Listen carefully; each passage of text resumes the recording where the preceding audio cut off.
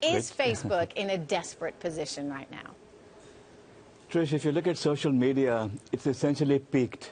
What happened is that it grew exponentially, and then it started flattening out. And Facebook did not conquer the Asian markets. So there's only so much that they can squeeze out of advertising from the US market.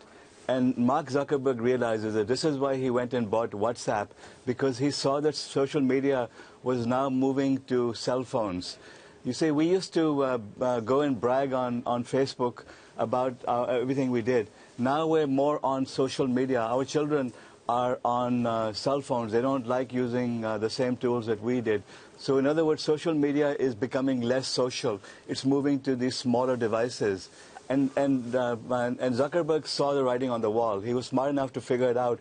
That's why he had to buy the leading company in this new space for whatever it cost. $19 billion is ridiculous. That's what worries me, Vivek. You say for whatever it costs, $19 billion. I mean, the valuation on this thing, frankly, is insane and has a lot of people, myself included, wondering, are we seeing, a top in these valuations? And why is it happening now?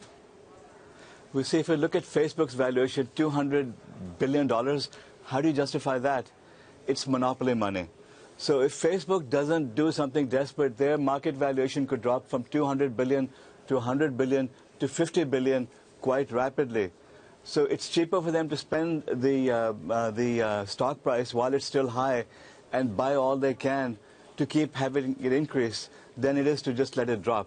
Do you anticipate many more acquisitions then? I mean, so we've got WhatsApp for $19 billion, Oculus for $2 billion.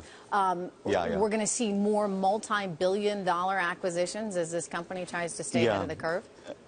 Absolutely, because they're using monopoly money. They're using their stock price. Well, you're so saying they might play as well money. do it. I would do the same. It's effectively play money then? Monopoly money?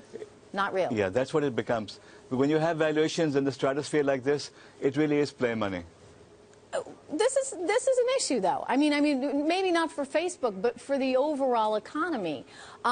What's contributing to this? I mean, you've got interest rates that have been at record lows now, 5+ years, and so money is now so cheap that you're in a situation where you actually see on the day of an acquisition the acquirer's stock price now going up, which is not something historically that used to happen.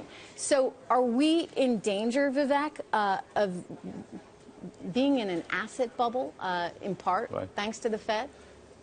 Yeah, Trish, there's a mini bubble over here. There's no doubt about the fact that social media stocks are wildly inflated. It's not consistent. Enterprise software companies are reasonably priced.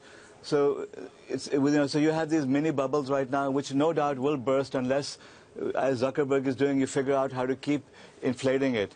And this is what we're seeing in this thing. So it's not consistent. It's not like the dot-com days where everything was crazy. Any company that called itself an internet company would get ridiculous valuations. Now it's a select group of companies who are in this bubble, and the smartest ones are trying to figure out how to leverage it before it pops.